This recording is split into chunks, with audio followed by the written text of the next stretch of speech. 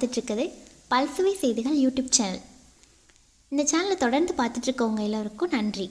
இப்போ தான் புதுசாக பார்க்குறீங்க அப்படின்னா சேனலை சப்ஸ்கிரைப் பண்ணிக்கோங்க. அப்படியே பக்கத்தில் இருக்க பெல் ஐக்கனை கிளிக் பண்ணி ஆல்ன்றதை செட் பண்ணிட்டீங்க அப்படின்னா நாங்கள் போடுற ஒவ்வொரு வீடியோவோட நோட்டிஃபிகேஷனும் உங்களுக்கு வந்துடும். வாங்க ஃப்ரெண்ட்ஸ், வீடியோக்குள்ளே போகலாம். அனைவருக்கும் வணக்கம். பல்சுவை செய்திகள் சேனலை பார்த்துட்ருக்கிற உங்கள் எல்லாருக்கும் என் அன்பான வணக்கங்கள். நம்ம இன்றைக்கி பார்க்க போகிறது ஒரு கதையின் தலைப்பு குருவி கொடுத்த விதை. ஒரு ஊரில் பெரிய பண்ணக்காரர், அவருக்கு ஊர் ஃபுல்லாகவே நல்லா வயல்வெளி நிலம், ஊர் ஃபுல்லாகவே அவருடைய நிலம்தான். அவர்கிட்ட முனியன் அப்படின்னு சொல்லிட்டு ஒருத்தர் வேலை பார்த்துட்ருக்காரு. அவரோட குடும்பமும் இருக்காங்க. ரொம்ப ஏழ்மையான குடும்பம். அவருக்கு கொஞ்சமாக நிலம் இருக்குது. பண்ணையாரோட நிலத்தில் ஃபுல்லாக நெல் நட்டு வேறு என்னென்ன விவசாயம் வைக்கணுமோ அத்தனையும் வச்சு முடித்தாச்சு. ஆனால் அந்த முனியன் அப்படிங்கிறவர், அவர் வேலைக்காரருடைய நிலத்தில் மட்டும் எதுவுமே இன்னும் நடலை.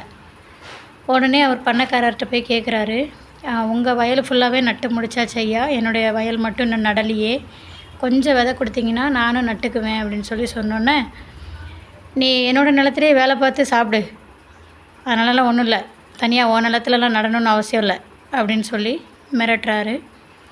மிரட்டினோன்னே அவர் வீட்டில் போய் மனைவிக்கிட்ட சொல்லி, நம்மளுக்கு வருமானம் எதுவுமே இல்லை, பயிர் நடுறதுக்கு விதை எதுவும் இல்லை, என்ன செய்ய போகிறோம், நம்ம காலத்தை எப்படி ஓட்ட போகிறோன்னு தெரியல அப்படின்னு புலம்பிகிட்டு இருக்கும்போது, அவருடைய வீட்டினுடைய கூரையில் ஒரு குருவி கூடு கட்டி வாழ்ந்துட்டுருக்கு.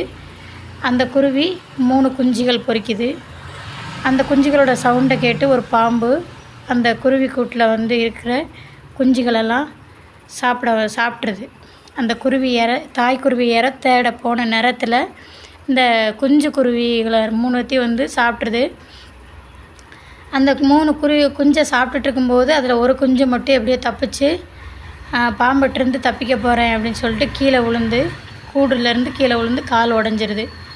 கால் உடஞ்சோன்னே இந்த இந்த ஏழை முனியன் இருக்காங்க இல்லையா, அவங்க என்ன பண்ணுறாங்கன்னா, அந்த குருவியை தூக்கி அது உடஞ்ச காலை கட்டு போட்டு சரி பண்ணி சாப்பாடு ஊட்டி தன்னுடைய கூட்டிலே வச்சு வளர்த்துட்ருக்காரு. அப்படி வளர்த்துட்ருக்கும்போது அந்த குருவி பெருசாகிடுது, வளர்ந்துருது, கூட்டை விட்டு பறந்து போயிடுது.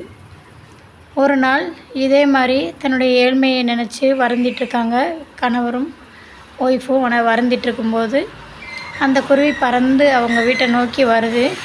வந்துட்டு இந்த முனியன் கையில் 3 விதையை கொடுத்துட்டு, இதை உன்னுடைய வீட்டினுடைய முன் பக்கமும் உன்னை பின்பக்கமும் உன்னை வீட்டினுடைய ஜன்னல் ஓரமும் நடுன்னு பறந்து போயிடுது. இவர் அது மாதிரி நட்டு வைக்கிறாரு. மறுநாள் காலையில் 3 பூசணிக்காய் காய்க்கிது. அதில் ஒரு பூசணிக்காவை 2 வெட்டி பார்க்குறாங்க. அதில் நிறைய உணவுப் பொருள்கள் இருக்குது. அதெல்லாம் எடுத்துகிட்டு மறுபடியும் அந்த பூசணிக்காயை ஒட்டிடுறாங்க. அது மந்திர பூசணிக்காய், ஸோ அதனால் மறுபடியும் ஒட்டிக்குது. அதே மாதிரி மற்ற 2 பூசணிக்காயையும் அடுத்ததை வெட்டுறாங்க. அதில் பொற்காசுகளும் ஆடைகளும் இருக்குது. இன்னொன்றில் விலை உயர்ந்த வேறு மாதிரியான பொருட்கள் இருக்குது, மணிகள் அந்த மாதிரி இருக்குது. 3 பூசணிக்காயிலையும் 3 விதமாக இருந்தோன்னே அதை வச்சு இவங்க பெரிய ஆளாகி சந்தோஷமாயிடுறாங்க. வாழ்க்கையை தரம் உயர்ந்துருது. இதை கவனிச்சிட்டு இருந்த அந்த பண்ணையார் கேட்குறாரு, எப்படி இவ்வளோ சீக்கிரத்தில் நீ பணக்காரனான அப்படின்னு கேட்டோடனே அந்த முனியன் நடந்தது எல்லாத்தையும் சொல்கிறாங்க.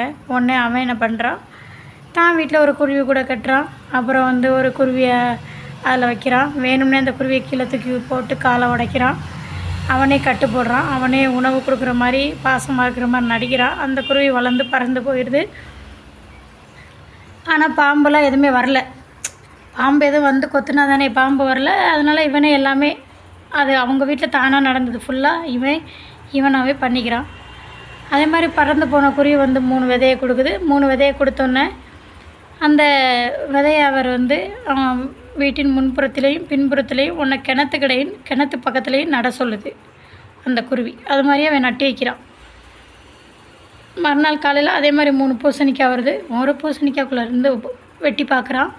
அதில் புளி பூச்சி அதெல்லாம் அவன் வயலில் நட்டிருந்த நெல்லுகளெல்லாம் அரைச்சி தின்னுட்டு அப்படியே ஒரு அழிச்சிருது. வயலில் நட்டுருக்கிற எல்லா விவசாயமும் கெட்டு போயிடுது அந்த புழு பூச்சிகளால். 2வது ஒரு பூசணிக்காவை வெட்டுறான். அதுக்குள்ளே பார்த்தீங்க அப்படின்னா அதுக்குள்ளேருந்து வெறும் அனல் தீ கிளம்பி அவனுடைய பங்களா எல்லாத்தையும் எரித்து சாம்பல் ஆக்கிறது. 3வது ஒரு பூசணிக்காவை வெட்டுறான். அதுக்குள்ளே இருந்து என்ன வருது அப்படின்னா பாம்பு வருது. அந்த மாதிரி ஒன்றுலேயும் ஒன்று வந்தோடனே அவனுக்கு அதான் என்ன கிடச்சிது, 3லேயும் அவன் எதிர்பார்க்காத விதமாக தானே நடந்தது. ஸோ அதனால் என்ன பண்ணுறான், தன்னுடைய பொறாமை குணத்தை அப்போ தான் உணர்றான். அவனுக்கு எல்லாமே தானாக நடந்தது, இது எல்லாமே நாமளே செஞ்சோம். அன்றைக்கி அவன் கொஞ்சோண்டு விதை கொடுத்துருந்தா லைஃப்பில் முன்னேறி இருப்பான். இன்றைக்கி நம்ம அதை எதுவுமே கொடுக்காம இன்றைக்கி அவன் செஞ்சதெல்லாம் நம்ம செஞ்சு பார்த்து நம்ம வாழ்க்கையில் ஏமாந்து போய் நிற்கிறோம் அப்படின்னு சொல்லிட்டு அப்போ தான் அவனுடைய பொறாமை குணத்தை அவன் உணர்றான். இந்த கதையிலேருந்து என்ன தெரியுது அப்படின்னா, எக்காரணத்து கொண்டும் நம்மக்கிட்ட பொறாமை குணம் இருக்கக்கூடாது. மற்றவங்க லைஃப்பில் வாழ்க்கையில் முன்னேறுறாங்க அப்படின்னா அதை கண்டு நம்ம எப்போயுமே பொறாமைப்படக்கூடாது. பொறாமைப்பட்டோம் அப்படின்னா இந்த பண்ணக்காரரோட நிலைமை தான் நம்மளுக்கும் அப்படிங்கிறத இந்த கதை உணர்த்துது. சரிங்களா? இந்த கதை பிடிச்சிருந்தா லைக் பண்ணுங்கள், ஷேர் பண்ணுங்கள், சப்ஸ்கிரைப் பண்ணுங்கள். உங்களுடைய ஃபேமிலி அண்ட் ஃப்ரெண்ட்ஸுக்கு இந்த வீடியோவை ஷேர் பண்ணுங்கள். கடைசி வரைக்கும் வீடியோவை பார்த்து உங்களுடைய கருத்துக்களை கமெண்டில் சொல்லுங்கள். மற்றொரு கதையில் சந்திப்போம். பாய்.